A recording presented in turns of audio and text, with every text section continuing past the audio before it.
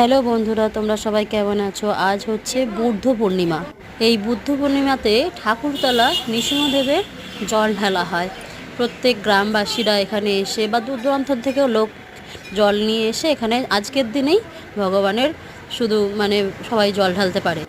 সবাই গঙ্গা থেকে স্নান করে গঙ্গা থেকে জল নিয়ে এসে অনেকে পায়ে হেঁটেও আসে, আবার অনেকে গাড়িতে করেও এসে জল ঢালে।